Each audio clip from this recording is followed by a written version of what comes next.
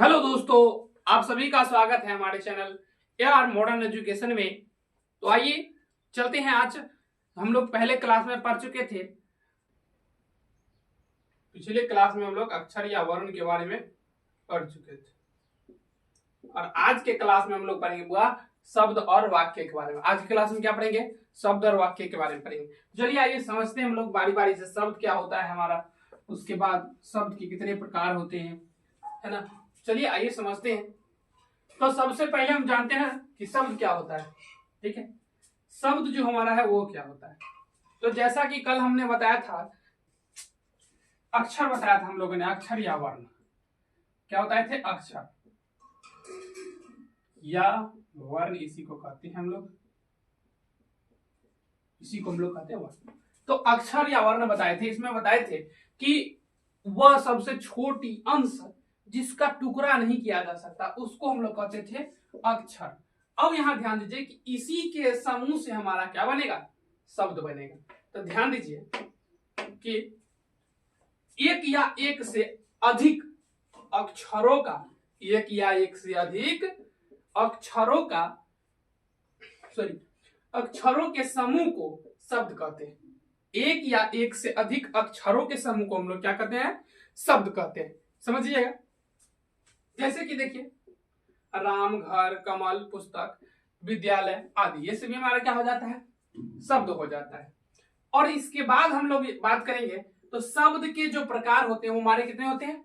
दो प्रकार का हमारा शब्द होता है। एक हमारा होता है सार्थक शब्द, दूसरा होता है हमारा निरर्थक शब्द। ठीक है, अब इस नाम से ही स्पष्ट है इस दोनों में देखिए कि सार्थक, अर्थक, आर्थक जिसमें अर्थ होगा और निरार्थक जेकरा कोई अर्थ ही नहीं होगा तो वो क्या कहलाएगा? निरार्थक कहलाएगा। चलिए बारी बारी समझते हैं। सार्थक शब्द के बारे में हम लोग जानेंगे। किनको कहेंगे सार्थक शब्द? कह सकते हैं कि जिन शब्दों का, है ना, जिन शब्दों का कोई अर्थ निकलता है उन्हें हम लोग सार्थक शब्द कहते हैं। देखिए पहले बता दी कि सार्थक जेकरा में वो अर्थ होगा वो कथी कहलाएगा बुआ? सार्थक कहलाएगा। और जेकरा में अर्थ नहीं निकलेगा वो कहलाएगा निरर्थक शब्द। तब देखिए, जिन शब्दों का कोई अर्थ निकलता है उन्हें सार्थक शब्द कहते हैं। जैसे में समझिए, कमल, पंखा, पानी, आम आदि, ये सभी जो है सभी के मीनिंग निकल रहे हैं, कुछ अर्थ आ रहे हैं। अब हमारा निरर्थक शब्द देखिए, तो इसमें हम लोग कि जिन शब्दों का कोई अर्थ नहीं निकलता है उन्हें निरर्थक शब्द कहा जाता है। अब समझिए, जैसे कि देखिए, पानी, पानी तो क्या है? पानी तो सार्थक है, लेकिन वाणी सार्थक नहीं है, ये निरर्थक में, इसका कोई अर्थ नहीं है। भोजन, वोजन, देखिए भोजन और वोजन, वोजन कोई शब्द है ही नहीं, तो ये हमारा निरर्थक हो गया। ठीक है, ये सार्थक है, ये निरर्थक हो गया।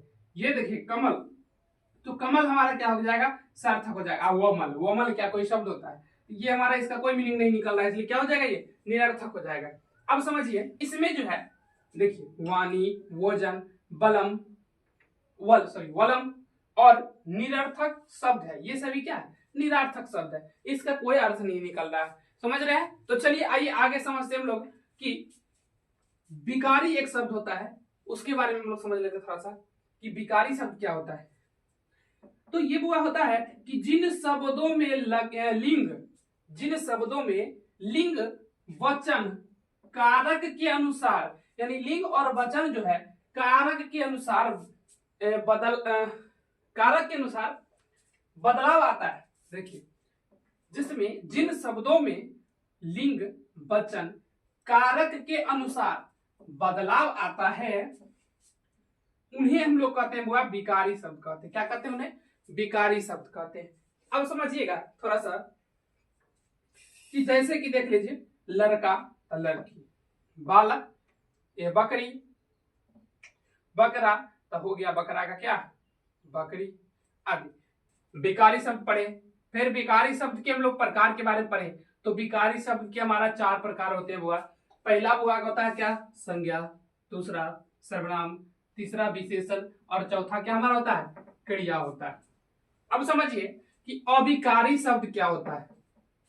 अब हम लोग क्या समझेंगे कि अविकारी शब्द जो हमारा है वो क्या होता है। ध्यान दीजिएगा कि जिन शब्दों का रूप सदा एक सा रहता है। जिन शब्दों का रूप सदा, यानी कि जिन ऐसा शब्द होगा जिसका रूप हमेशा एक ही जैसा होता है, तो वैसे को हम लोग कहते हैं, उन्हें क्या कहा जाता है? अविकारी शब्द कहते हैं। उन्हें क्या कहते हैं? अविकारी शब्द। अब ध्यान दीजिए कि अविकारी शब्द जो है ये भी बुआ 4 प्रकार के होते हैं। अविकारी शब्द भी कितने प्रकार के होते हैं? 4 प्रकार के होते हैं। पहला क्या होता है? क्रिया विशेषण।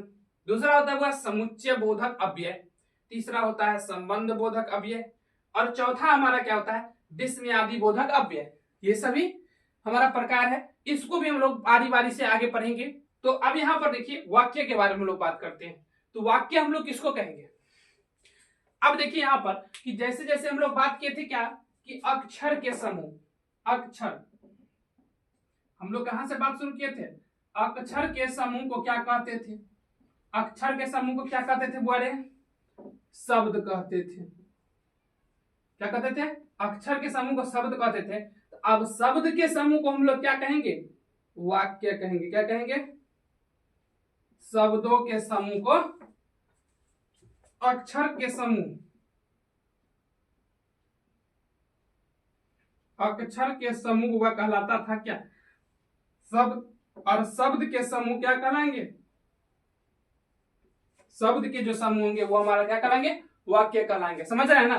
चलिए ध्यान दीजिएगा। तो वाक्य समझते हैं। वाक्य अक्षरों के समूह को, समूह में दुर्भोकार होगा, सॉरी, अक्षरों के समूह को, है ना, अक्षरों के समूह जिसका सही सही अर्थ निकले, यानी कि कुछ मीनिंग निकले, ठीक है, वाक्य कहलाता है। क्या कहलाता है? वाक्य कहलाता है। जैसे देखिए छात्र पढ़ते हैं, छात्र पढ़ते हैं, क्या हमारा सही वाक्य। राम घर जाता है, राम घर जाता है, वाक्य है, सही बात, इत्यादि। और ध्यान दीजिएगा कि वाक्य के बुआ 2 भाग होते हैं। जो वाक्य हमारा होता है उसका 2 भाग होता है। एक होता है उद्देश्य और एक होता है विधेय। और इस उद्देश्य और विधेय के बारे में अभी हम लोग जानेंगे। तो चलिए पहले बोर्ड से हम लोग साफ कर लेते हैं, फिर समझते हैं उद्देश्य और विधेय क्या होता है।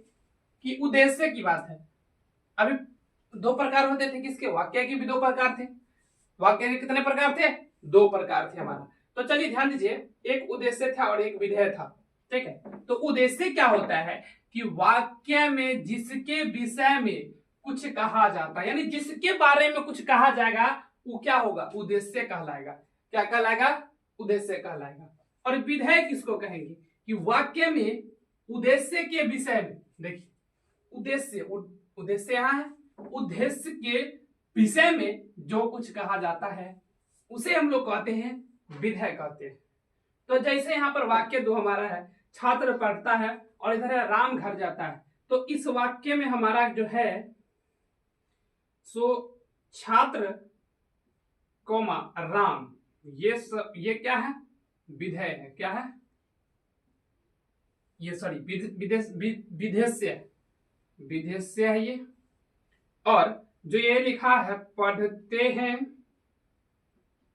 कौमा घर जाता, कौमा घर जाता, ये हमारा क्या? विधेय। विधेय क्या? ये विधेय, ठीक है। ये विदेश उद्देश्य, सॉरी उद्देश्य नहीं, यहाँ पर होगा विदेश्य, उद्देश्य है और ये विधेय, ठीक है। तो आगे हम लोग चलेंगे